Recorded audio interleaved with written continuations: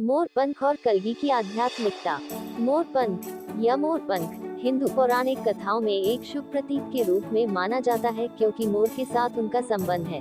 एक सुंदर पक्षी जो भारत का राष्ट्रीय पक्षी भी है। आपने देखा होगा कि बहुत से लोग अपने घरों में मोरपंख रखते हैं। मान्यता है कि घर में मोरपंख रखने से घर में सुख समृद्धि आती है। मोर दुनिया का सबसे पुराना सजावटी पक्षी बना हुआ है। क्या आपने कभी सोचा है कि इसके जीवित रहने का रहस्य क्या हो सकता है? मोर के जीवित रहने से जुड़े मिथकों को जानकर आप हैरान रह जाएंगे। ऐसा माना जाता है कि मयूरा या मोर, गरुड़ हिंदू पौराणिक कथाओं में एक पौराणिक पक्षी और भगवान विष्णु के वाहक के पंखों में से एक से बनाया गया था। इसे एक पौराणिक पक्षी के रूप में दर्शाया गया है जो एक सांप को मार रहा है। कई हिंदू शास्त्रों के अनुसार यह समय के चक्र का प्रतीक है। मानो या न मानो, मोर के पास एक बार सुस्त पूंछ पंख थे। रावण और भगवान इंद्र के बीच एक युद्ध में पक्षी ने अपने पंख फैला दिए ताकि इंद्र उनके पीछे छिप सके और इस तरह युद्ध छेड़ सके। दरअसल यह इंद्र को बचाने में सक्षम था, जिसके बदले में भगवान ने मोरपंख को इंद्रधनुषी बना दिया। संयोग से इंद्र को अक्सर मयूर सिंहासन पर बैठे चित्रित किया जाता है। मोर की पहचान धन की देवी लक्ष्मी से भी की जाती है, इसलिए लोग घर में मोरपंख रखते हैं, यह विश्वास करते हुए कि इससे घर में धन और समृद्धि आएगी।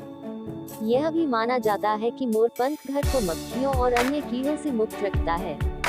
हिंदू धर्म में मोरपंख का बहुत महत्व है। भगवान कृष्ण अपने मुकुट पर मोरपंख धारण करते हैं। भगवान कार्तिकेय अपने वाहन के साधन के रूप में मोर का उपयोग करते हैं। मोर को रक्षा और रक्षा करने वाला पक्षी माना जाता है।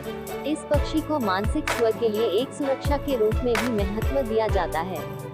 इस प्रकार मोरपंख को घर के भीतर पर्यावरण में ऊर्जा की रक्षा करने के लिए कहा जाता है। मोर हमारे मन में सद्भाव और आनंद लाता है।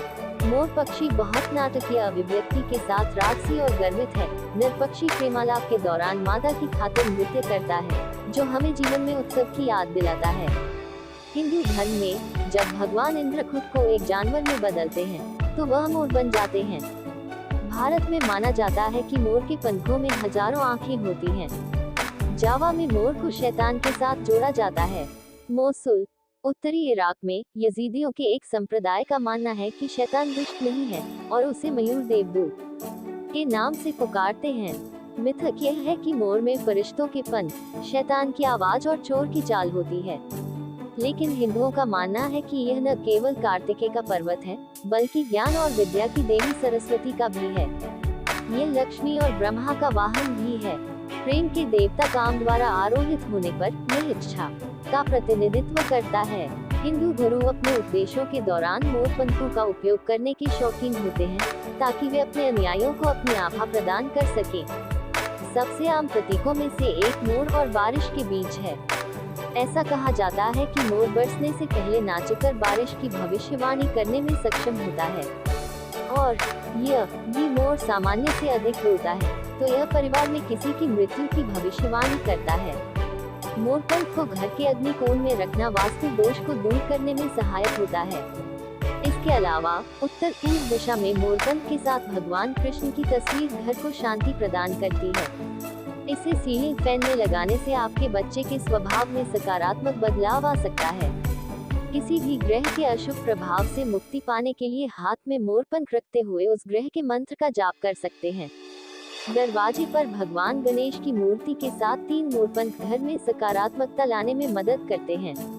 इसके अलावा आप भगवान गणेश की मूर्ति के नीचे ओम द्वारपालाय नमः, जाग्रयस्थाई स्वाहा मंत्र लिख सकते हैं।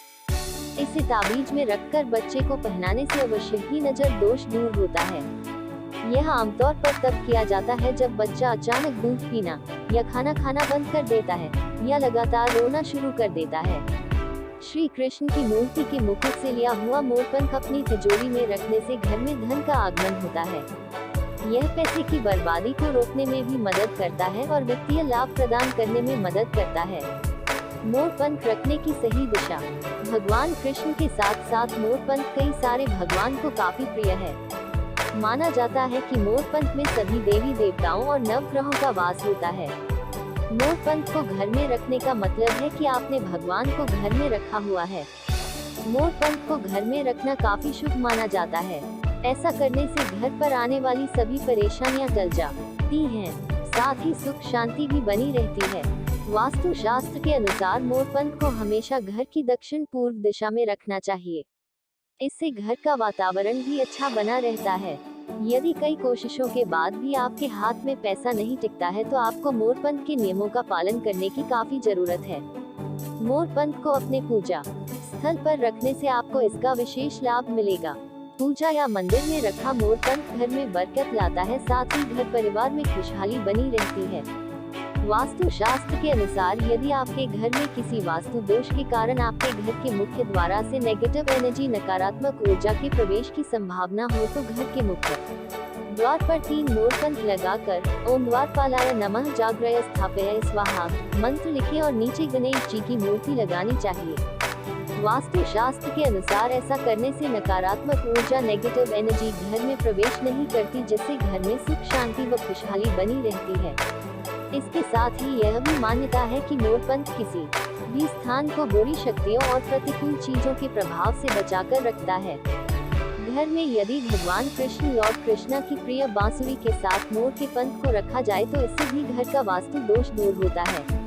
वास्तु शास्त्र की माने तो वैवाहिक जीवन में तनाव होने पर शयन कक्ष में 2 मोरपंख एक साथ लगाने से पति पत्नी के बीच आपसी तालमेल और प्यार बना रहता है।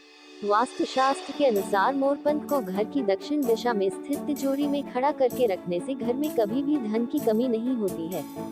यानी घर की जिस जगह पर आप अपना पैसा या जेवर रखते हो वहां पर मोरपंख रखने से इकोनॉमी आर्थिक स्थिति में सुधार आता है।